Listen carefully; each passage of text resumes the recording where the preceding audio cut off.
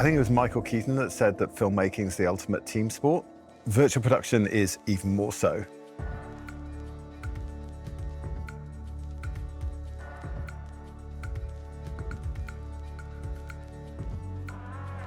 Virtual production is the next thing that actually makes a lot more things possible and achievable. Everyone understands, before we even start shooting, how the world is going to look like. This show was a perfect fit for virtual production because of the number and diversity of these environments. It was a joy to shoot like this.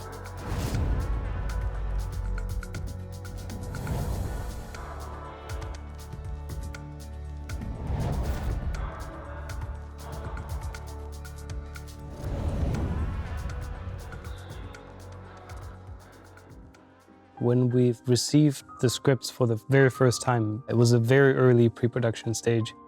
At that time, there was really just outlines. We went through outline by outline to really understand the show.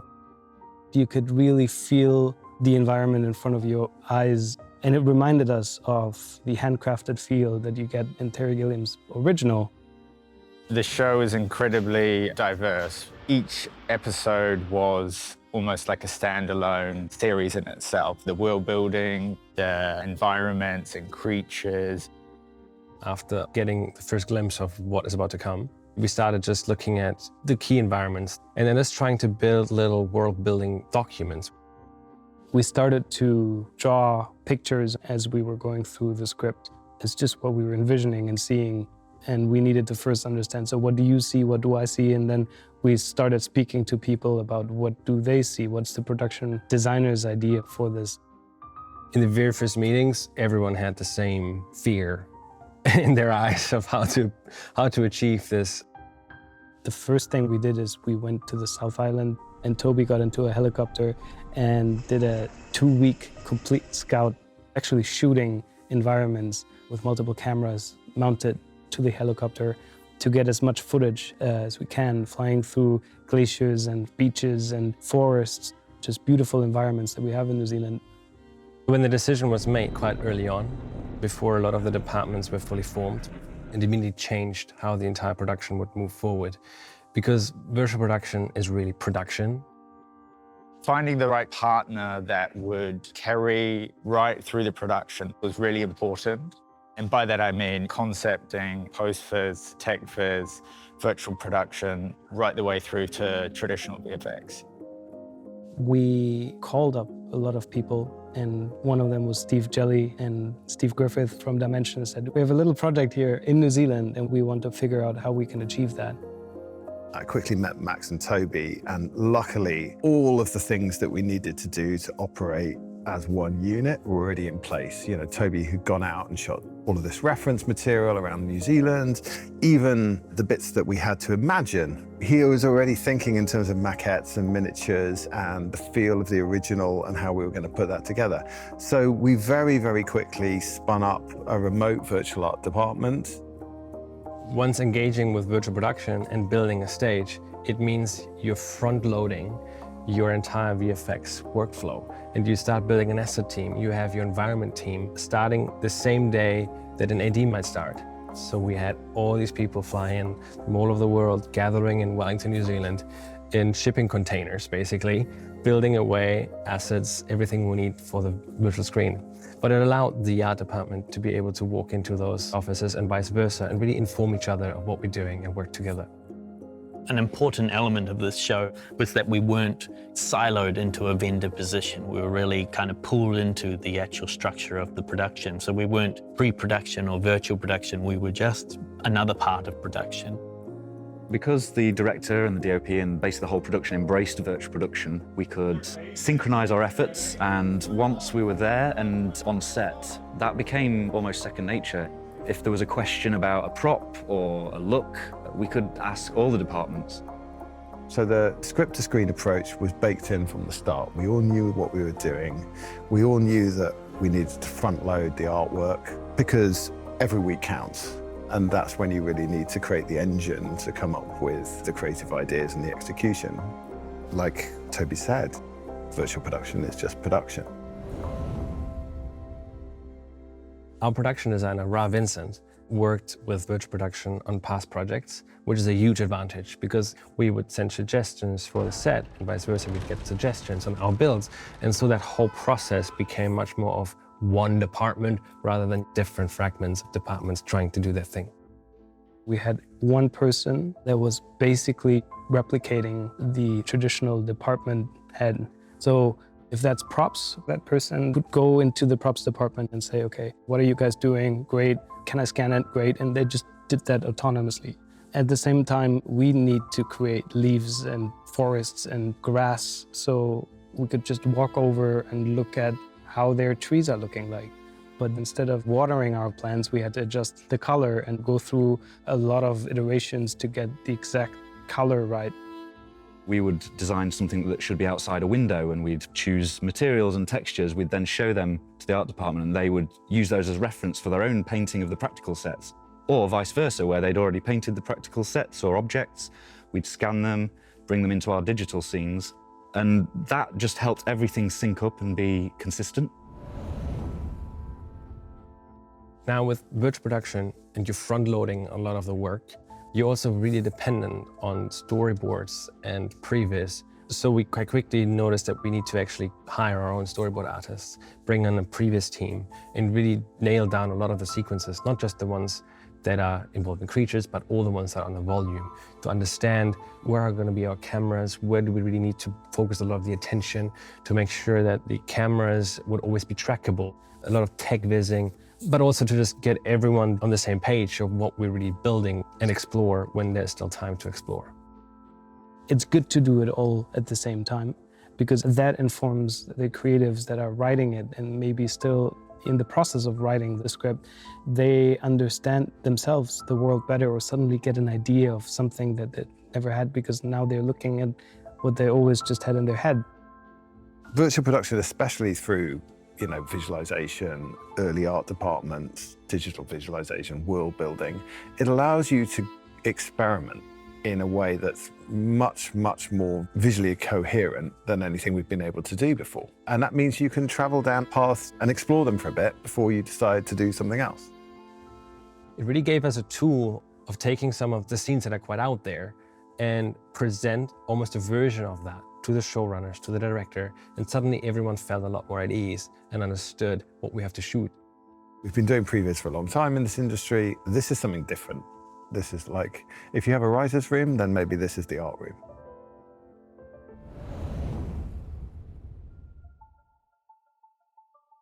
I think a lot of people understand what it means to build a set and what work is required to achieve a physical built location. Whereas I think there's still a lot of mystery in and around what it means to build something for the virtual screen. There's not a big difference. It requires a lot of people, a lot of passion and dedication from the entire team, all departments, to really make this come to life. There was times when we were having to create a desert and there was a particular type of sand. Now, we were like, well, which kind of sand are you using? Is it really small? Is it the chunky sand, And someone brought us the sand in a little tray and we could scan it, and then we made a texture and we had the exact sand within half an hour. With our snow environments, the big challenge was to not just have pure white and boring blank space, but also to match the white snow that's on set to the white snow that's on the volume. Snow is a very certain color of white, depending on the lighting. You really have to calibrate the screen and the camera correctly for that to work out. And that was an interesting thing to get right, because the blend, it had to be the perfect hue. We scanned in multiple ways. We did photogrammetry, but we also just used an iPad with LiDAR. We'd get a good scale reference of the rock that they're building, the way that the snow is dressing on it. We'd put it into our scene, clean it up, and then use it to reference how we build the rest of our rocks so they look natural together alongside each other. And we were able to hide the scene line very easily. When it came to the challenge of building the Mayan world, most challenges were quite clear. You have to sell a jungle, you have to sell a rich culture, you have pyramids, and light is quite complex in the forest. So it was important to us to really mix a lot of techniques that also comes from a real source. So the background mountains are shot. They're real mountains that we filmed in a lot of light scenarios. I think we used basically every trick in the book. We took practical props on the set, like Mayan huts. We had to scan those, and then we had exact replicas of those in our digital scene, which married completely to the real set. And so you could see the red pyramid in the background. That was a scan of the miniature that they'd made. And then we had to populate this little village, trees. We had to show the wildlife. So we had, goats in pens and chickens walking around. And we also had actors do mocap. We had a motion capture system running our camera tracking. We had the markers as well. So we put a person in a suit, marked them up, and were able to capture their motion for background characters. And we did this on a monastery. We had one of our team act out being a monk walking in the background so we could get the exact pacing for how we wanted that character to walk around in the background. One of the beautiful things about using real time is when we were on calls with the clients, we can make changes instantly. So if they asked for a hut to be moved in that scene, we can move it straight away. And if they need the lighting changing, we can change it on the call as we're talking to them. Now, normally this would be maybe a week or so where the note gets taken and then people have to do lots of different things to actually make that an image that the director can then see later and approve.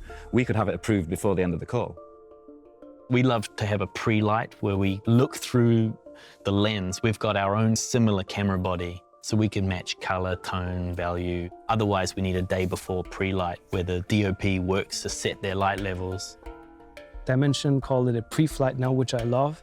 You go in and you light it with your DOP, and you light it as if you were going to shoot it on the day, but you take a little bit more time and you do it together with the virtual production team and go through a process of matching physical set with virtual set and trying to get both colors and feel slowly together. And then there's this one moment where you see that it just merges and suddenly it's one. And that's where you can move your camera wherever you want to. It just looks like you're there. That gives ADs and producers a lot of confidence.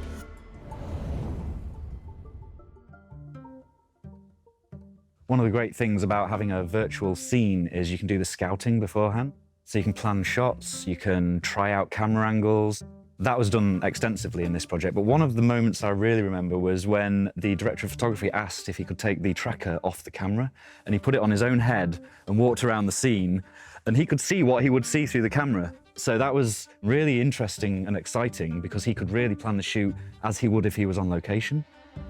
We suddenly realized that as we put a virtual camera into the set with physical elements, we saw that maybe we'll change the set slightly to allow for a better light interaction or allow for a better framing. And that certainly informed the final render of the background. There are certain moments when we were shooting where it just became obvious to everyone that this was absolutely the right decision to go with a virtual production screen. One of the moments is when you have your DOP walk on set after the first shot and just go, amazing. I don't want to shoot anything different anymore. Because the lighting works, the camera's motivated, you don't just shoot a blue screen, your frames are composed properly. That is a massive win. Taika's an incredibly creative director. He gets performances out of his actors that are incredibly funny, incredibly spontaneous. Fundamentally, though, we are all equal. And the freedom of being able to throw the camera anywhere we wanted, that would be so difficult to keep that spontaneity without us having a perfectly set virtual production stage. So it was the right technology for the right project, for the right creative team, for the right director. When it comes to post-shoot and we start to transition into our traditional VFX and post-production, a lot of the work has already been started and done.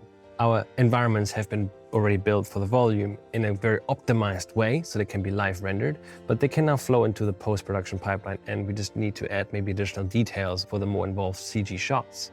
It becomes a much more informed process rather than asking all the questions like, how is this lighting going to work on this blue screen shoot? We don't have these problems. And because our cameras are always tracked with motion capture cameras, this tracking data can go right into the pipeline, and we can apply this to the CG renders that we need to integrate. Going back to the moment where Toby and I were looking at the script and it was like, how are we going to do this? So many environments, so many different aspects. It worked out. We've achieved it. We've learned a lot, all of us. We've learned so much that I would say it's a game changer. It was intimidating taking Terry Gilliam's film and trying to do this, but I'm so happy with the results, and I'm absolutely convinced that the spontaneity of the process of working from script to screen really shows in the end result.